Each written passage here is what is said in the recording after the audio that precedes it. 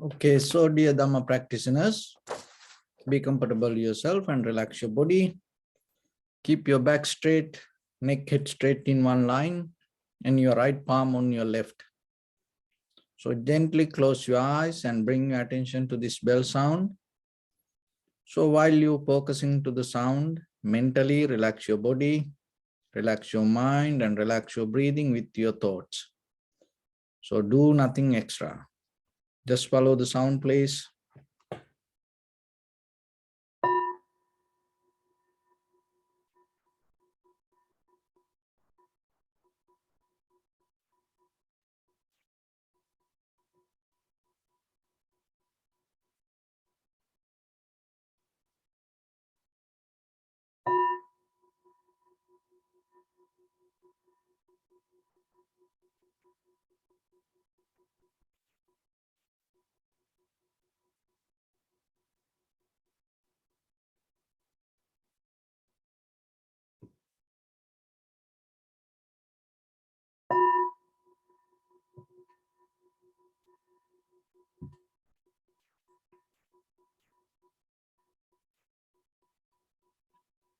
Namo tassa bhagavato arahato samma sambuddhassa.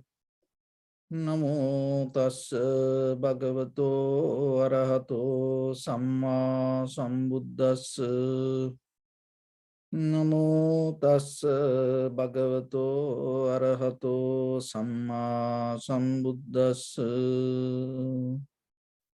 Homage to the Blessed One, the Exalted One, the fully enlightened one.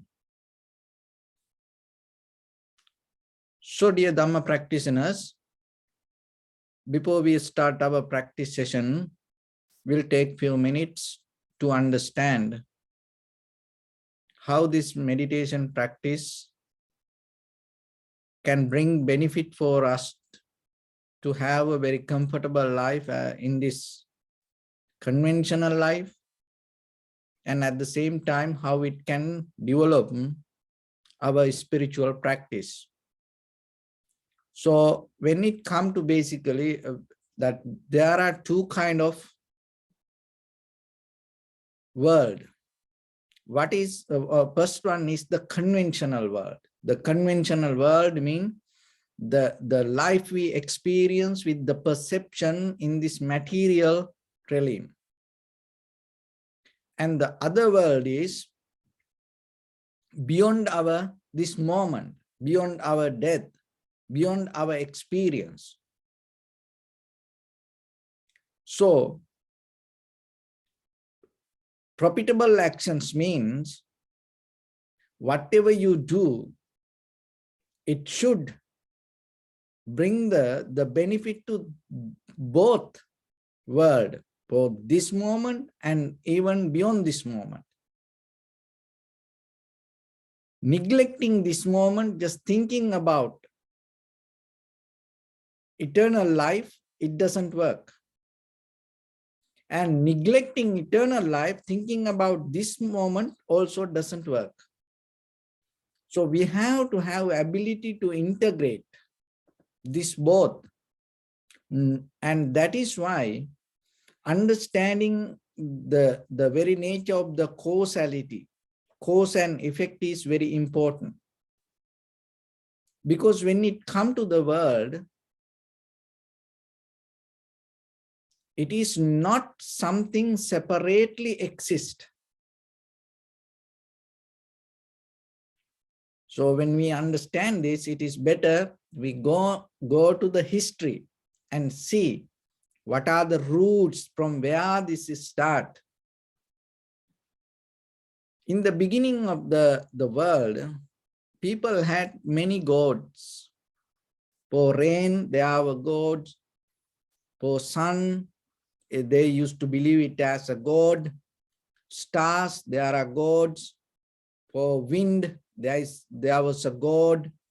For each and every thing, there were God. Many gods. And people believed it's doing some external power. See that very observation separate the person and the object. That separation itself create an illusion. And then what happened? By the time they come to a point to understand, no, even though this everything separately happened under the different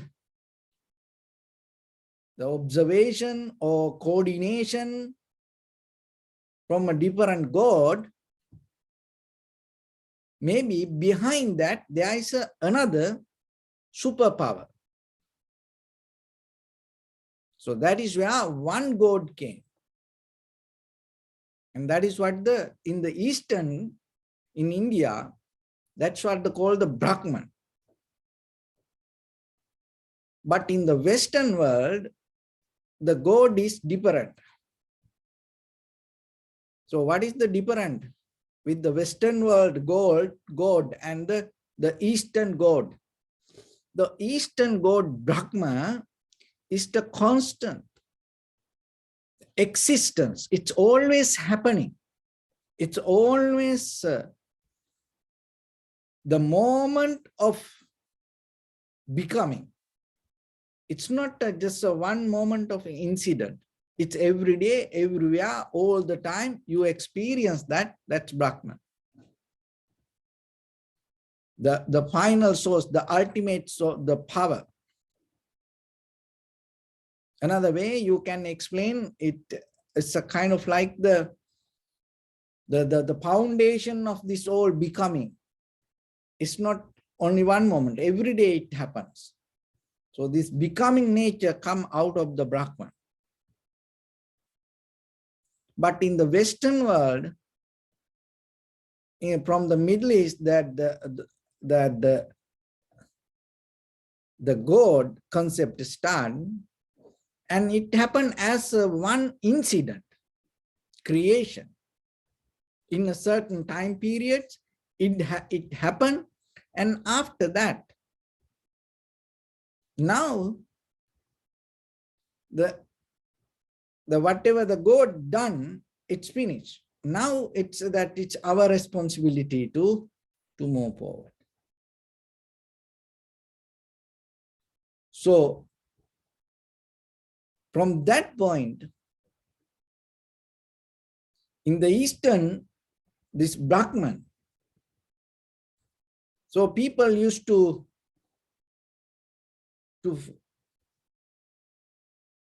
look into that and harness to that, and by the time they had a different idea. So now they found out, oh, there is the Brahman, there is something, that Atman, that happening, existing all the time. And wherever we go, we come back to that. And again and again, again and again, ultimately we're going to be with it. And they found out, then what the point? There should be some end. Then they came to an idea called moksha. So the moksha means it's a complete the exit from becoming. So that is where the nirvana also introduced. So people start to look, there should be an end. This always keep becoming, coming back to cannot happen. There should be a way to end. So then the Buddha, through the vipassana, found out how you can get out of this existence. So when it comes to today, we have to understand, and out of the life that we experience, The most of time out of this practice, are we really look for like that liberation, or are we try to experience something? It's totally different. Because when it comes to that self-centered experience, this always that there is that the I am going to be there. But when it comes to liberation or the nibbana, it's totally give up that self-centered idea. So that's where the meditation come and play the role. So then when it comes to practice meditation, you should know this difference, because the mind you can practice to both way. The mind, it's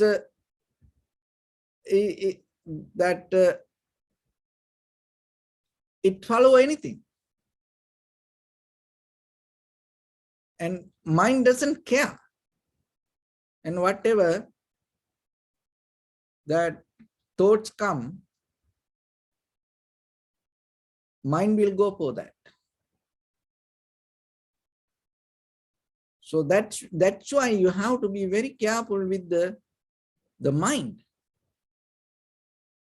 And behind that understanding, you should have very clearly, just rather than go with the mind, you have to come to a point to know what you want.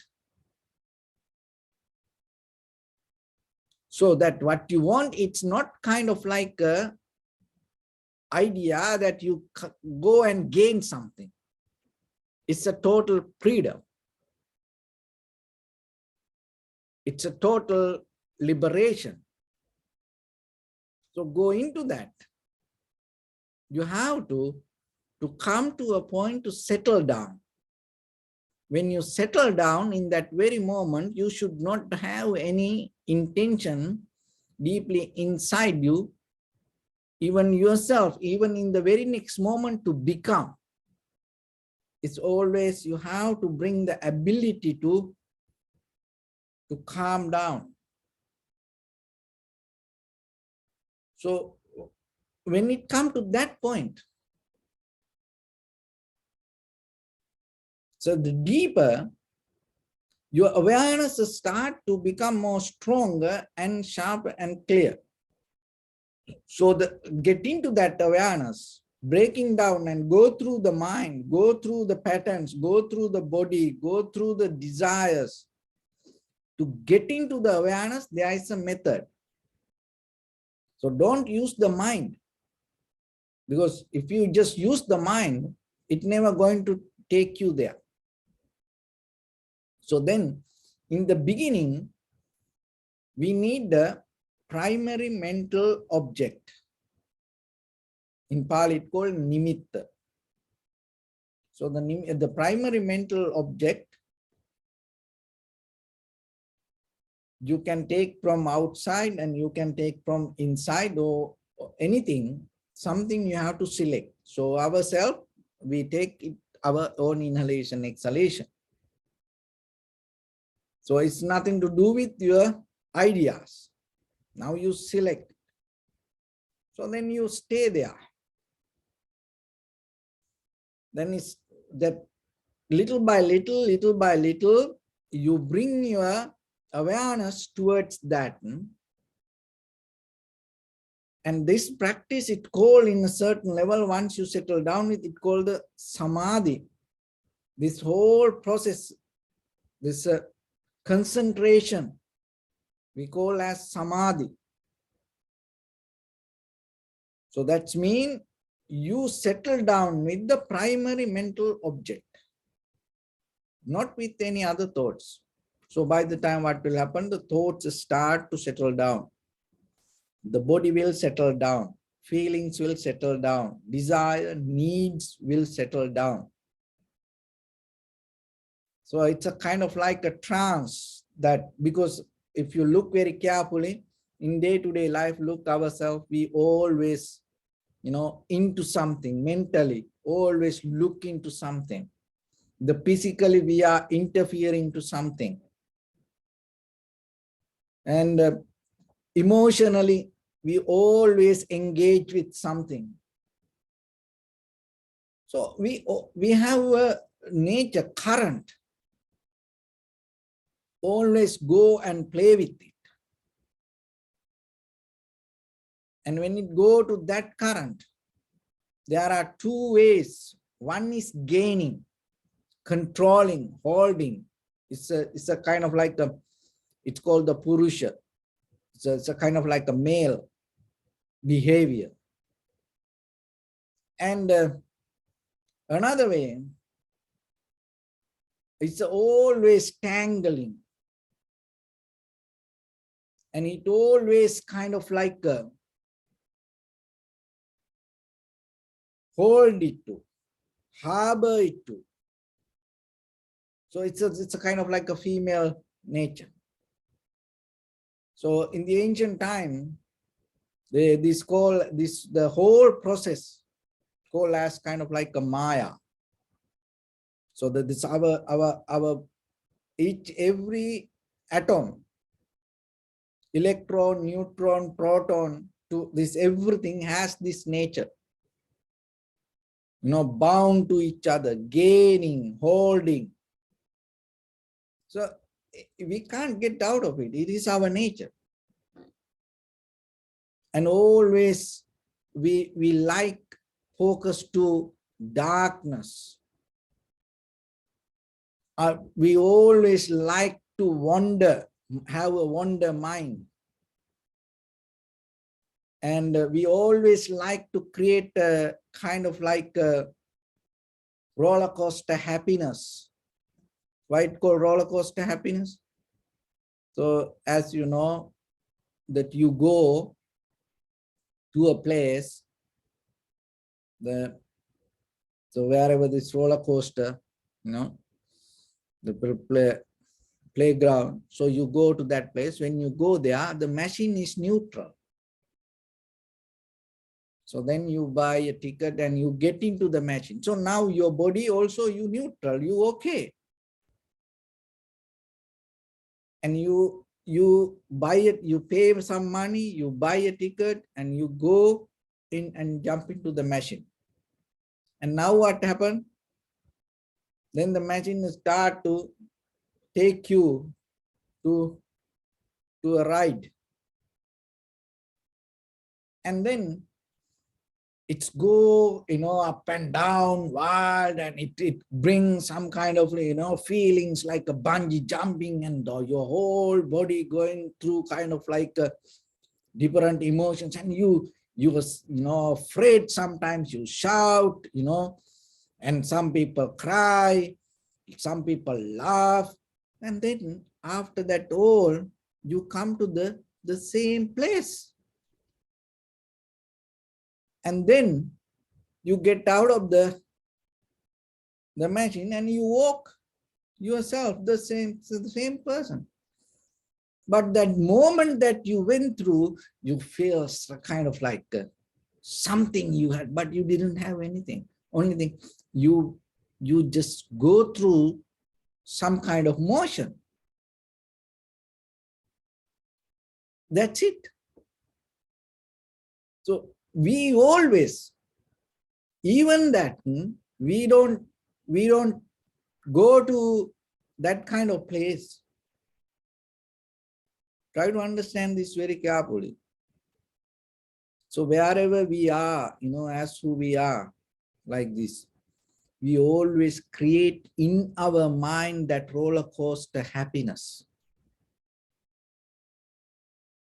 We always interfere physically, emotionally, mentally. We create that kind of things. We go through kind of like a thought pattern, dreams, and then finally, and maybe we laugh, we cry, we smile, we make some noise, sound, and then finally you come back. And then you feel, oh, good, very good. So like that, This mind has a nature to always into. So the samadhi means you slowly withdraw from that. And you into only your primary mental object, but you have to cut off that deeper, the nature that you have into that roller coaster happiness. Because in meditation also you can create that. So that is the important thing, it's hold it to the primary mental object and developing concentration. And once you find the moment, even once one single moment, even 1%, if you get into the tranquility state, then the very next thing is, so now you have the primary mental object and then concentration. And once you see it, you have to have the ability to hold it to it. It calls samapatti. So the samapatti means contemplation. So the contemplation is that you settle down there. If you don't settle down, if you always keep the concentration, maybe you go out of the track. Maybe you go somewhere else. So the contemplation is important, then you have to have the ability to settle down. So it's like this. You come home, and when you come to home or you go to a place, maybe you take a different way. You take a car, you may take the bus, train, and maybe you walk. So you do different activities to get into the home. So it's that all different activities, it's kind of like a concentration. But once you enter to the house, if you still keep going, walking here and there, then no rest. And if you sit on the chair, contemplation, you experience the sitting. You should not think about the walking or riding. You experience the sitting. That is the key ability that you have to develop in. But the mistake most of time we does what? And even in day-to-day life, we don't have that ability. Even we sit, we still on the journey inside our mind. So contemplation is the ability, once you hold the primary mental object or the sensation or the body or the feelings or anything, you have to have ability to stay there. And in the moment, maybe it is 1 second will disappear. Then again, you keep the concentration, concentrate. And then by the time what happened, the duration to stay on the primary mental object, the contemplation, the moment, you can expand it. The duration going to become more and more and more. The length going to become more wider. So in that very moment, the recognition going to become more sharp and clear. The awareness going to become more stronger. And then in that moment, whatever the perception come to you, without any kind of that previous habitual experience or the patterns, you have ability to understand it. Your mind has that ability. Your mind no need to learn everything. Your mind need to know how to keep the awareness. That is what you need. That is the main purpose from the human history when it comes to this spiritual path. That is the main purpose. That is the only thing that through the spiritual practice used to develop awareness. But by the time what happened, it start to mix with many other things, and then that the main reason disappeared, some other things, activities start to came to us, and now we just go with that collecting information. We don't have the awareness. Just imagine whatever the information you gain, whatever the skills you develop, if you lose one moment of awareness, what will happen? As you know, to become a pilot, it takes time. So maybe, one day you get a fighter jet.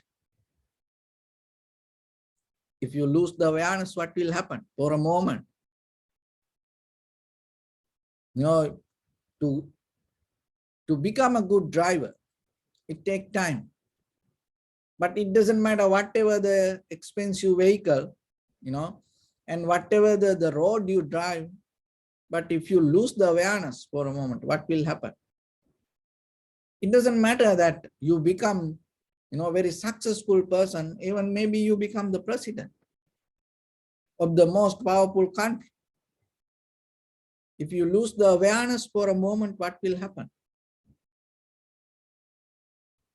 So, but the thing is, we don't think when it comes to in day-to-day life, we don't think that it is important for us. We think that the outside things more important for us. So once you have the awareness, what happens? You recognize you are part of this all. And when you don't have the awareness, what will happen? I will give a simile. When the very sunny day, we look at the sun, we look the blue sky, full moon day, we see the full moon. When the dark night, we enjoy the stars. We always separate it. I am here, the sun is there. So I am separate from the world. We try to understand the world, separating us from the world. But when your awareness becomes stronger, you recognize you are part of the world. So whatever happened with the sun, moon, stars, the wind, the sky, that everything, the same thing happening inside your body also. That is the very ancient way of the analyzing this physical body and try to help to cure this body with the herbal medicine. So because it is not different from the outside world. Why? Because you are a part of this world, this universe. So once you understand that, so you see the sun change, always it's in a journey, the moon always in a journey, and the stars, the sky, clouds, wind, the water, the fire, this everything, you know that. You experience it. You know it's always in a journey, but you forget. You are part of it, and then what will happen? When you forget like that, you think, oh, you permanent. Other everything change, but I am permanent. But once you know you are part of the world or the universe, the nature, environment, there are no need any other extra lessons for you to understand. You also change because you recognize, you experience, you are part of it. That understanding, and when that harness bring the ability to understand what is impermanent. That impermanent in itself, there are many interpretations, but one way that you can access to that is, it is not about nothingness. So just imagine you experience this everything, but if everything change, there is no any such a permanent, concrete moment can exist. So then what we experience is not permanent, but experience going to be there, but it is not permanent. So once you come to that, you not hold it to that. Right or wrong, happy or sad, it doesn't matter. Victory or failure, it doesn't matter. Why? Because you know you are in a journey. So once you have it, you become free from the idea of this self-centered, permanent, concrete experience. That itself take you out of the cage. And then whatever come to you, you know it happened only in that very moment. So then you do your best. If you have to avoid it, you avoid it. You have to interfere and do something, you interfere and do that. You know it's happened only in that very moment. So that when you come to that understanding, that awareness, it's beyond the mind, beyond the thoughts, beyond the body, beyond the feelings, beyond the emotions, and beyond the environment. Your awareness is going to become more higher and stronger and clear. When you have that ability, that the trance, that the shift going to happen from your own point of view regarding your own life. And that is what we need. So it can happen by practice little by little, little by little. So then remember, be very clear with the primary mental object, find the location. So that's mean in front of your nose and your upper lip area, you know that, and you know it is your own inhalation, exhalation. So be with it and bring the ability, concentrate again and again, again and again. Bring the awareness. So your mind start to play the role in the beginning, but don't worry about it. Don't give attention to the mind, thoughts. Keep the awareness. And then by the time you will settle down, once you catch it, try to stay there, increase the duration. So with that, let's get into practice a little bit now. So your right palm on your left, neck head straight in one line and be comfortable with your posture. So bring your attention to your body and scan head to toes 3 times yourself and say Swapat Veva, or may I be well and happy.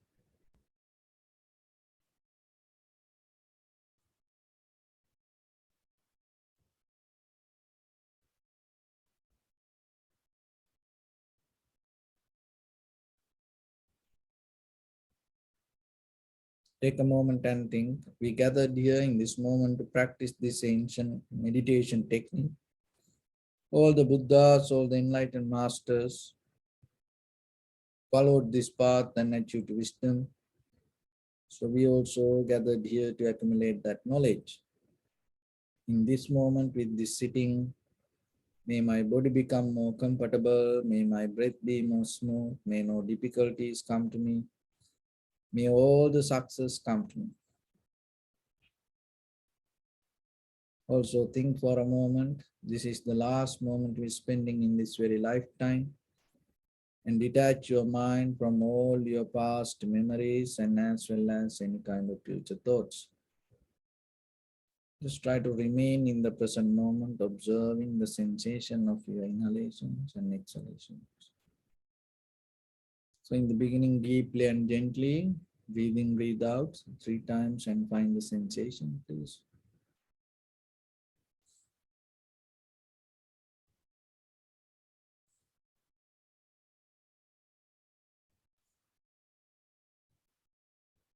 And allow your inhalations, exhalations happen itself. When it happens, just recognize it. Do nothing extra.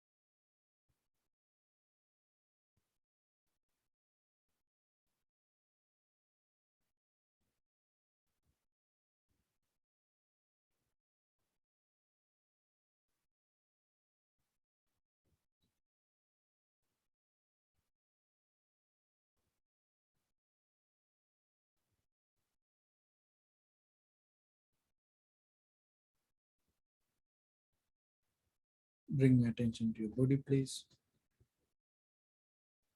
Observe your posture.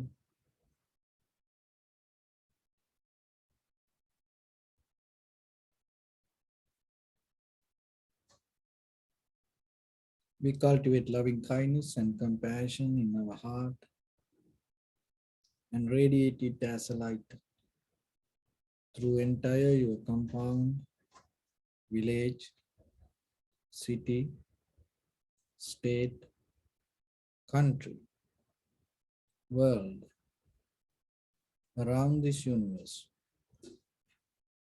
Also, as far as you can, through galaxies, other planets, stars, reminding yourself like this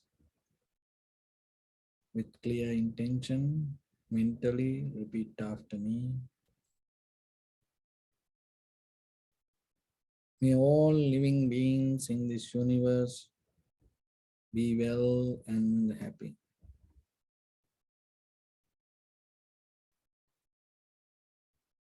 May everyone be happy and safe, and may their hearts be filled with joy.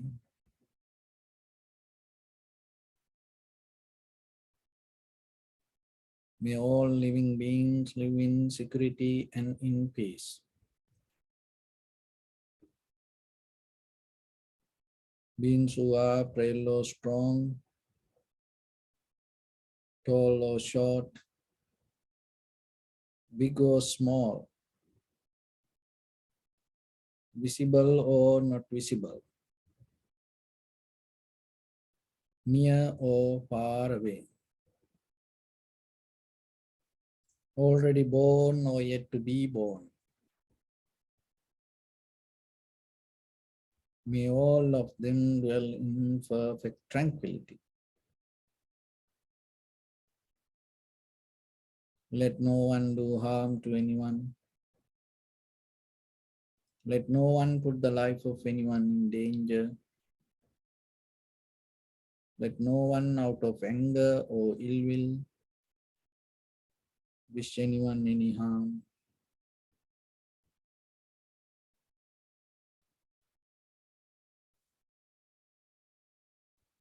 Expand the loving kindness and compassion beginning from your heart forward. Visualize yourself and send it as a light.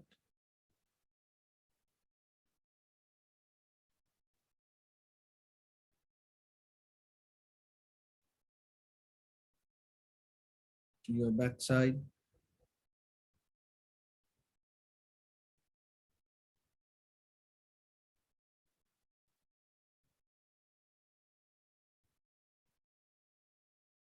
to your left side,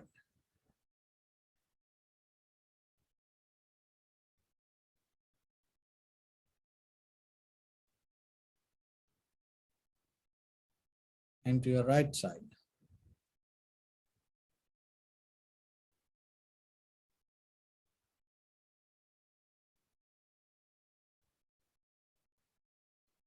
Downward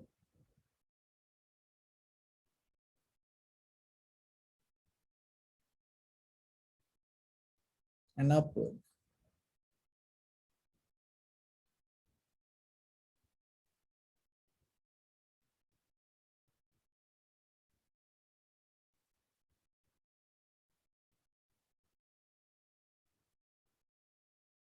To all six directions at once.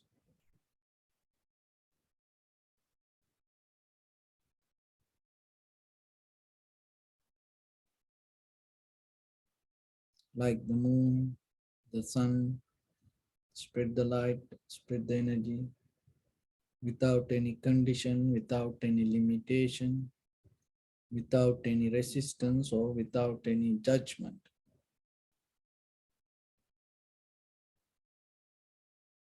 Let your heart to shine with the loving kindness and compassion from the bottom of it with the maximum effort to the highest. Wishing yourself, may all living beings in this universe be well and happy.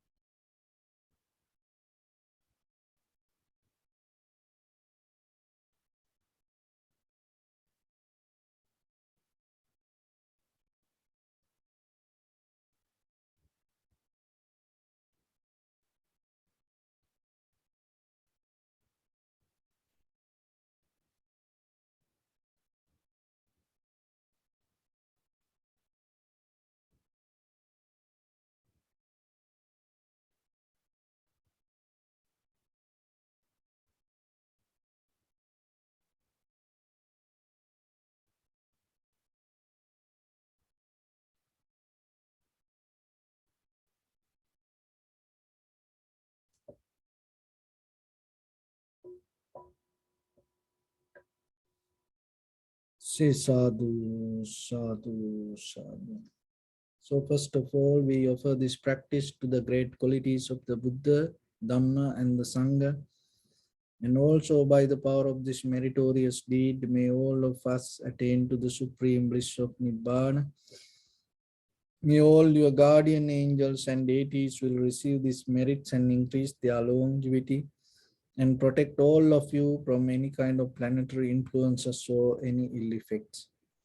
Ittavata sampadam punya sampadam sabbe deva numodantu sabba sampatti siddhya sabbe bhuta numodantu sabba sampatti siddhya sabbe satta numodantu sabba sampatti siddhya Imaya dhamma nu dhamma patipattiya buddhang pujemi dhammang pujemi sanghang pujemi Attaya imaya patipattiya jati jara vyadhi maranam ha paribunjisami Idamme punya kammang asavakkaya vahang hotu sabba dukkha pamuncatu. Bless you.